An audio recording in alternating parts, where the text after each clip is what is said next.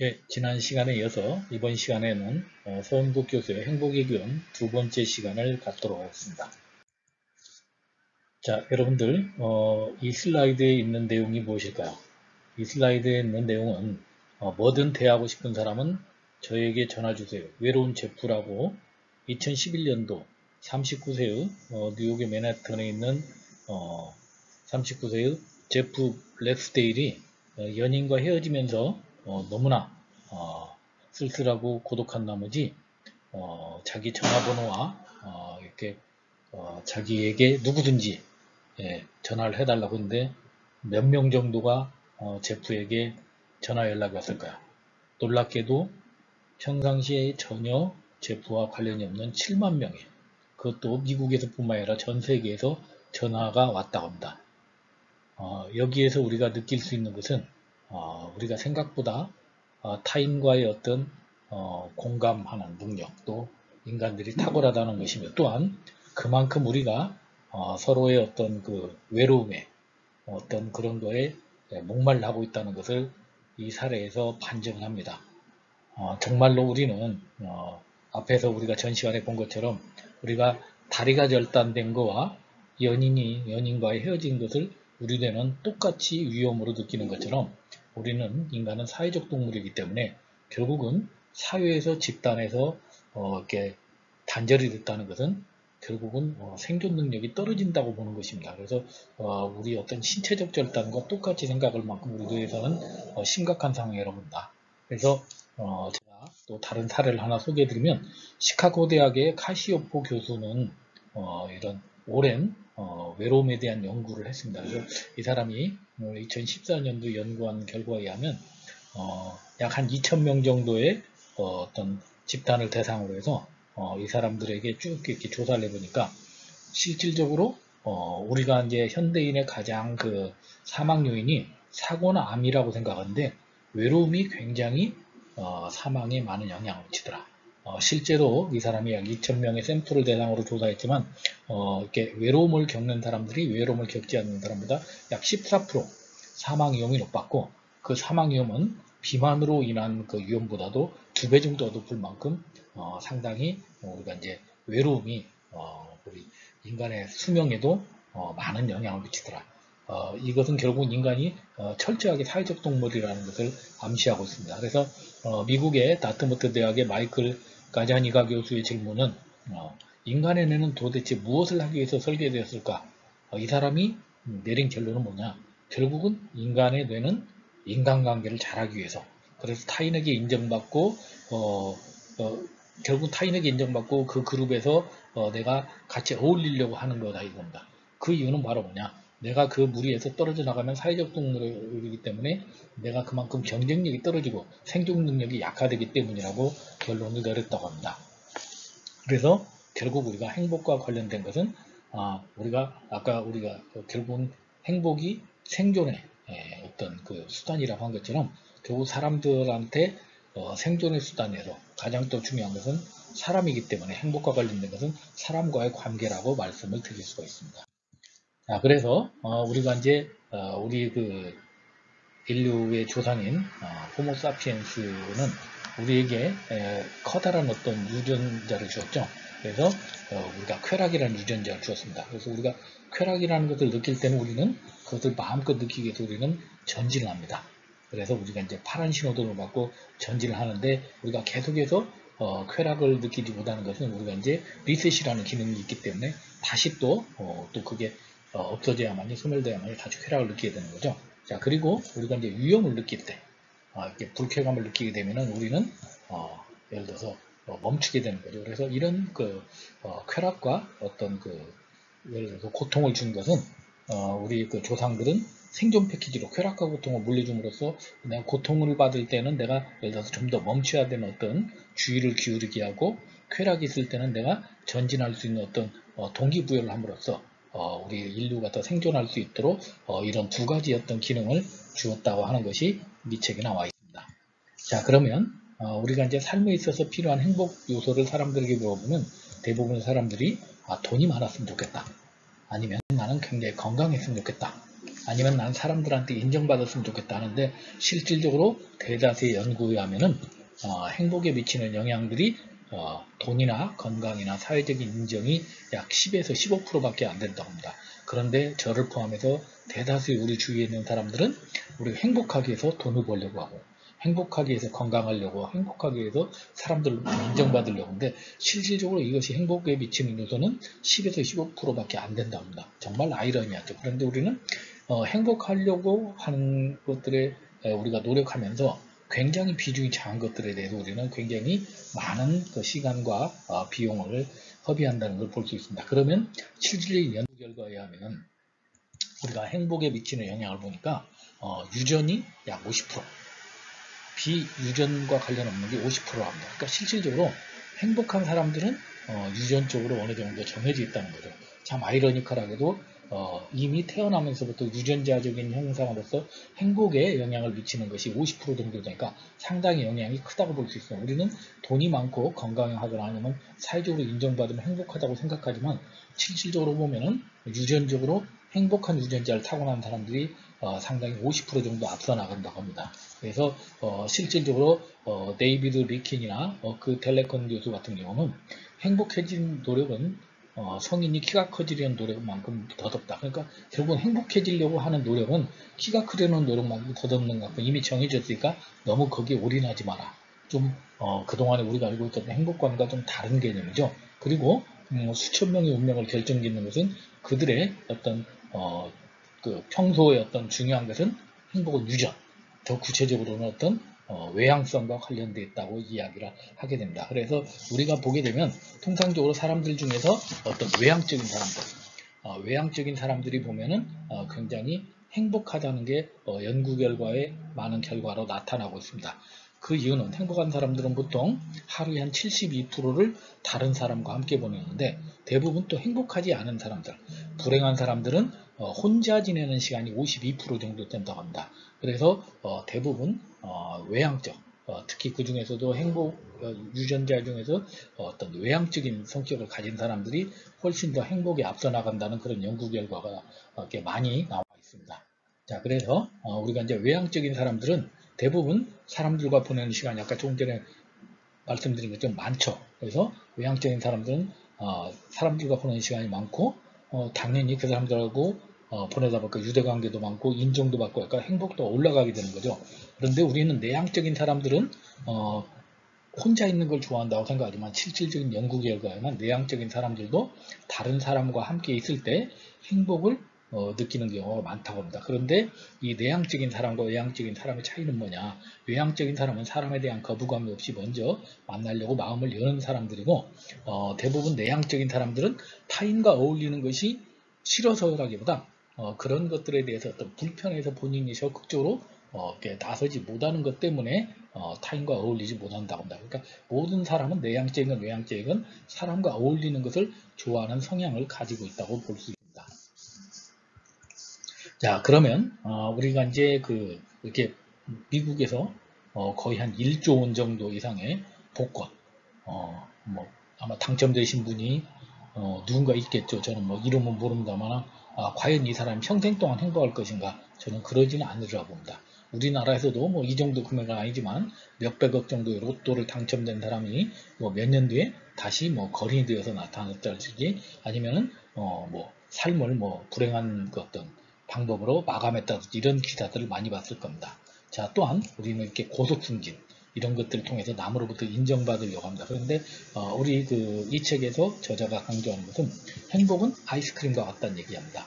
여기 여러분들이 보시는 바와 같이 아무리 아이스크림이 맛이 있어도 내가 결국 아이스크림은 언젠가는 내가 먹기 전에 손에 계속 쥐고 있으면 녹을 수밖에 없습니다. 그러니까 행복의 크기라는 것은 아무리 크더라도 결국은 그게 평생을 갈 수 없다는 거죠. 그래서 저자가 내린 결론은 행복은 기쁨의 강도가 아니라 편도다. 그래서 뒤에서도 설명드리겠지만 우리가 아주 큰 내가 이루지 못할 크나큰 어떤 행복을 기대하고 어떤 그 일상을 핍박받게 삼는 것보다는 내가 일상에서 소소한 것을 즐기면서 내 인생에서 현재의 최선을 다하는 것 이것이 어떻게 보면 행복의 지름길이 아닌가 생각을 합니다.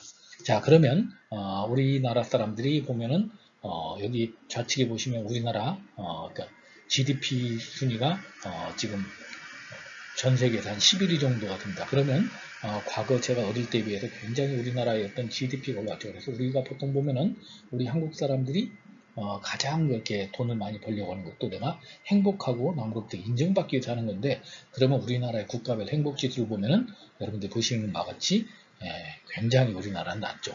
물론 조사 결과에 따라 차이가 있습니다만은 우리나라는 항상 중하위권에 속하게 됩니다. 자, 그러면 우리나라가 왜 이 GDP는 과거에 비해서 올라가는데 이렇게 국가별 행복지수에서는 밀려나느냐? 그 이유는 바로 우리는 통상적으로 객관적으로 얼마나 많이 가졌느냐보다 이미 가진 것을 얼마나 좋아하느냐가 행복도의 중심이 되는데, 우리는 얼마나 더 많이 가지느냐에 더 목숨을 걸기 때문이라고 합니다. 그래서 그 이유가 뭐냐? 우리는 경제 수준의 행복도가 낮은 이유를 보니까 실질적으로 이제 많은 그 사회학자들이 분석을 해보니까 바로 우리나라의 어떤 집단주의. 그래서 우리는 개인보다는 우리는 집단을 중시하고 타인의 어떤 시선을 생각하고 이런 것들이 있다 보니까 아무래도 개인주의 사회보다는 우리가 집단주의 사회를 가진 사람들이 행복에 대한 만족도가 떨어진다고 합니다. 그 대표적인 것이 어떤 교육 시스템을 보면 알 수 있죠. 우리는 대부분 좋은 대학을 가기 위해서, 좋은 직장을 가기 위해서 명문대를 우리는 어릴 때부터 이렇게 부모님들이 목표로 해서 하게 됩니다. 그래서 이 아이가 얼마나 잘하느냐, 이 아이의 어떤 장점이 무엇이냐, 이것이 아니라 우리는 이 아이의 머릿속에 얼마나 많은 지식을 불어넣어서 이 아이를 좋은 대학에 보내서 최고의 어떤 그 학벌을 가지고 대기업에서 인정받는 사회인으로 성공하게 하느냐, 이것이 목표가 됩니다. 그러니까 우리는 모든 대한민국에 있는 모든 어린이를 하나의 획일적인 잣대로 집단에 집어넣고 그 집단에서 가장 우수한 리더가 되는 쪽으로 우리는 발달시키는데, 대부분 선진국들은 보면은 교육 시스템이 어떤 획일적인 것을 집어넣는 것이 아니라 이 학생 안에 있는 가장 이 어린이가 잘할 수 있는 것이 무엇인지, 이 안에서 끌어내는 것이 무엇인지를 고민한다고 합니다. 그러다 보니까 이 사람들은 모든 것을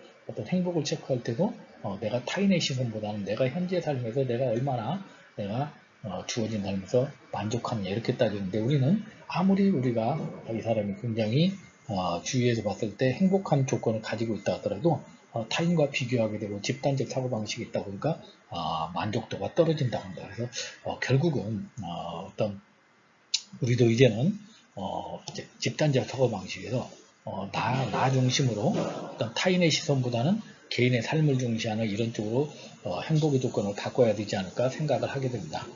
그래서 행복감을 예측하는 가장 중요한 것은 바로 우리가 개인주의라고 말씀을 드릴 수가 있고요.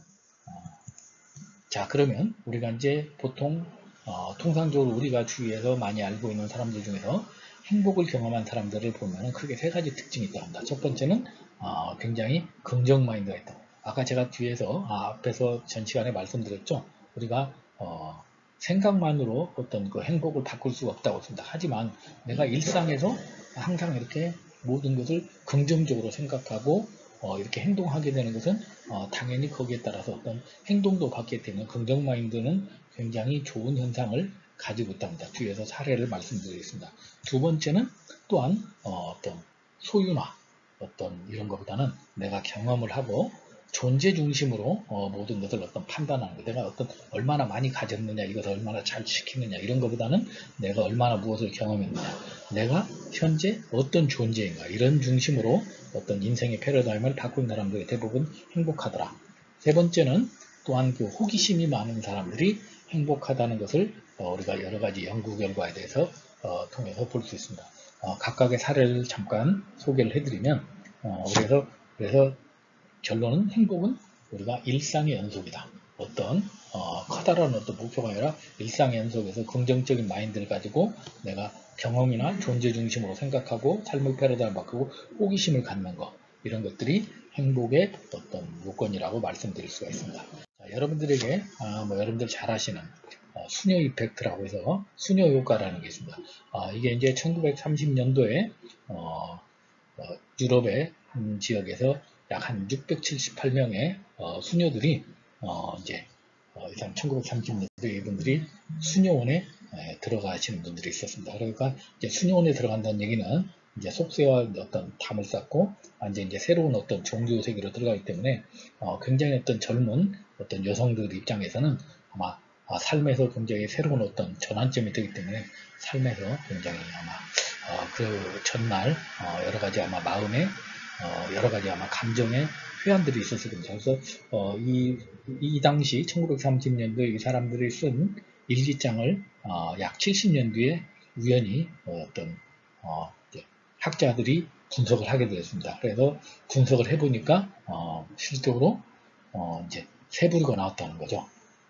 어떤 그 수녀는 굉장히 나는 이제 종교에다가 수녀의 생활을 가기 때문에 정말로 하느님을 만나고 앞으로 이런 어떤 숭고한 삶을 사는 것에 대해서 굉장히 기쁘고 기대가 된다, 이런 긍정적인 어떤 얘기를 쓰신 분이 있는가 하면은 담담하게 보통의 내용을 쓰신 분이 있고, 아니면 어떤 분은 나는 이제 앞으로 남자도 못 사귀고 가족들과 못 만나고 이렇기 때문에 굉장히 나는 우울하다, 이렇게 이제 부정적인 이제 단어를 쓰신 분들이 있는데, 이 세 그룹을 가지고 분석을 해봤습니다. 그래서 분석을 해보면서 이 사람들의 어떤 70년 뒤에 이 사람들이 얼마나 건강하게 오래 살았는지 분석을 해보니까, 여러분들 여기 보신 것처럼 이렇게 파란색 그룹은 약 한 10명 중에 약 반 정도가 90세 이상까지 장수를 했는데, 실제로 그룹 4그룹 같은 경우는 그룹 1그룹 같은 경우 1그룹이나 2그룹은 굉장히 부정적인 단어를 많이 쓰신 분들인데, 이분들은 10명 중에 2명도 90세 이상까지 생존하신 분이 없더라는 거죠. 실제 그래서 이 그룹을 평균을 내보니까 긍정적인 단어를 쓴 그룹 4그룹과 부정적인 단어를 쓴 1그룹과 2그룹의 어떤 평균 수명을 비교하니까 무려 8년 정도가 차이나더라고요. 그래서 결국은 긍정적인 마인드를 가지고 이렇게 생각하고 행동하는 사람들이 결국은 장수도 하게 되고 행복하다는 것이 우리가 이제 수면 효과로서 입증이 돼서 상당히 많은 사회학자들이 연구를 하게 되고, 또 이런 것들을 발표하게 되고, 또 많이 이제 회자됐던 그런 사례라고 말씀드릴 수가 있습니다. 그래서 우리가 기왕이면 항상 일상에서 소소한 일에 긍정적인 마음으로 생각하고 이렇게 행동하고 이런 것들이 중요하지 않을까. 그래서 저는 개인적으로 지금 한 2014년부터 한 만 6년 동안 지금 감사일기라고 해서 하루에 3개에서 5개 정도 감사한 내용들을 쓰고 있는데, 물론 그렇다고 해서 제가 뭐 완벽하게 행복하고 이건 아니지만 좀 이런 것들을 쓰면서 항상 매일 제 일상을 정리하다 보니까 즐거운 것을 5개에서 3개 정도 생각해야 되니까 아무래도 우울했던 것보다는 기쁜 것을 생각하게 되고, 그런 걸 쓰기 위해서 또 제가 긍정적인 생각하다 보니까 또 과거에 비해서는 상당히 좀 삶이 좀 만족도가 높아지지 않나, 이렇게 생각을 해봅니다. 자, 두 번째는 우리가 이제 보통 우리는 이제 소유의 삶을 많이 갖게 되죠. 그래서 이제 꽃을 보면 우리가 꺾어서 꽃꽂이를 하고 싶고, 그 다음에 이제 예를 들어 화환으로 만들고 싶고 하는데, 이제 보통 이제 존재의 삶을 사는 사람들은 경험하거나 이런 사람들은 꽃을 보는 것만으로, 산에 가서 꽃을 보는 것만으로 만족하는 거죠. 그래서 우리 현대인은 과거 어떤 우리의 선조들에 비해서 너무 많은 것을 소유하고 있음에도 불구하고 우리는 항상 더 많은 것을 소비하기 위해서 노력하고 돈을 벌려고 합니다. 그래서 우리 현대인 중에서 몽골인의 소유물은 평균 300개인데 일본인은 6,000개 정도 된다고 합니다. 아마 우리나라 사람도 이보다 많으면 많을지 적지는 않다고 합니다. 그런데 우리가 소유한다는 것은 결국 그것에 얽매인다는 의미이고, 그래서 우리가 이제 보통 여러분들도 이사나 어떤 여러분들이 어떤 짐 정리를 하다 보면 항상 집과 사무실은 쓰지 않는 물건들로 포화 상태가 될 때가 많습니다. 그래서 지금 일본에서는 뭐 비움, 그다음에 뭐 정리, 뭐 이런 것들이 뭐 많이 이렇게 회자가 되고 있는데, 우리가 이제 삶에서 우리가 많이 갖는 것은 당연히 인간의 어떤 욕구로서 당연한 거지만, 내가 평상시에 어떤 필요 이상으로 많이 가짐으로써 물건에 내가 어떤 물건에 집착함으로써 어떤 내 삶이 피폐한 것보다는 내가 과감하게 버릴 건 버림으로써 우리가 내가 존재하고 어떤 경험하는 그런 삶으로 어떤 삶의 패러다임을 바꾸는 것이 행복의 지름길이 아닌가 생각을 해봅니다. 자, 우리 이제 그 행복, 그 다음에 이런 심리, 이런 쪽에 상당히 어떤 유명하신 분이죠. 다니엘 카네먼이라고 해서 이분이 이제 행동경제학이라는 것으로 해서 2002년도에 노벨 경제학상을 수상하신 분인데, 이분이, 평상시에도 휴일에도 항상 연구에 몰두하고 이렇게 했다고 합니다. 그래서 이제 사람들에게 이제 사람들이 질문하고 당신 노벨상도 탔고, 원 없이 이뤘는데 왜 이렇게 연구에 몰두하느냐. 그러니까 이분이 이제 답변한 것이 Everything was interesting. 나는 모든 것이 흥미롭고 그 다음에 모든 것이 재밌고 모든 것이 즐겁다. 그러니까 나는 모든 것이 즐겁고 기쁘고 하기 때문에 나는 흥미롭기 때문에 나는 궁금해서 또 새로운 것을 위해서 창의하기 때문에 이것을 내가 일로 생각하는 것이고 연구로 생각하는 것이 나는 내 일상의 어떤 즐거움으로 생각했다. 그래서 결국은 호기심이 많은 사람들이 굉장히 창의력도 높고 행복도가 높다고 합니다. 그래서 우리가 어떤 같은 것을 보더라도 우리가 이제 남과 다른 어떤 창의력과 호기심으로 바라보면은 세상이 재밌다고 하는 것처럼 우리 어릴 때 보면은 여러분들이 뭐 기억나실지 모르지만 정말로 딱지치기, 구슬치기 하나. 지금 생각하면 정말 그 돈도 안 되는 거. 그것을 따기 위해서 얼마나 우리가 노력했고 그다음에 또 숨바꼭질해서 예를 들어서 내가 어떤 잡히지 않기 위해서 정말로 그런 거에서도 굉장히 즐거움을 느꼈던 것은 그때는 그만큼 세상에 호기심이 많았고 즐거웠다는 얘기죠. 근데 지금은 모든 것을 어떤 내 관점, 어떤 사회적 잣대로 생각하다 보니까 또 호기심도 많이 없어지고 기쁨의 대상도 바뀌었는데 우리 일생을 우리가 바꿔본다면 훨씬 더 행복하지 않을까 생각을 해봅니다. 자, 그 다음에 우리 대다수의 우리 한국인들을 보면은 고등학교 때는 우리가 이제 좋은 대학을 진학하기 위해서 또한 대학교에 가서는 대기업을 취업하기 위해서 또한 이렇게 중년층이 되어서는 우리가 이제 나의 노후 준비와 자녀의 어떤 독립 준비 이런 것들을 위해서 우리는 노력합니다. 그래서 우리는 끊임없이 내 미래를 현재를 희생하면서 내 보이지 않는 미래를 위해서 우리는 계속해서 내 현재를 저당 잡히고 희생하는 이런 삶을 우리는 굉장히 아름다운 삶이고 우리는 비전이 있는 삶이라고 했는데 실질적으로 보면 우리 행복도는 굉장히 떨어지는 거죠. 근데 실제로 사람들한테 물어보면 가장 행복한 것이 바로 여러분들이 좌측에서 보는 그림처럼 사랑하는 사람과 같이 식사하고 이렇게 대화하는 것을 가장 행복해 한다고 합니다. 그래서 행복이라는 것은 좋은 사람과 맛있는 음식을 먹는 것. 그것은 아까도 말씀드린 것처럼 인간은 함께 있을 때 내가 어떤 생존에 유리하고 또 음식을 같이 먹는다는 것은 그만큼 내가 생존 가능성이 높아지고 유대감이 높아진다는 거죠. 그래서 우리 어떻게 보면 일상에서 우리가 가족들하고 여러분들 퇴근해서 아니면 학교에서 돌아와서 가족들하고 같이 식사하는 것 자체가 우리 행복의 지름길인데 우리는 행복은 비커밍이라고 생각한다는 거죠. 비커밍이라는 뭔가 앞에서 봤던 것처럼 내가 좋은 대학 가고 그 다음에 좋은 직장 들어가고 그 다음 노후 준비를 잘하는 것. 그런데 실제로 행복은 무엇이 되는 것이 아니라 지금 현재 이렇게 행복을 느끼는 것. 비잉. 그래서 우리도 이제 행복의 관점을 비커밍이 아니라 비잉으로 바꿀 필요가 있다고 생각합니다. 이 지금 동영상을 지금 촬영하는 저 자신도 그런 면에서는 굉장히 반성할 점이 많다고 생각을 합니다. 자, 그래서 이제 이게 레바논 속담인데요. 가장 빈곤한 인생은 곁에 사람이 없는 인생이다. 사람이 없다면 천국조차 갈 곳이 못 된다고 합니다.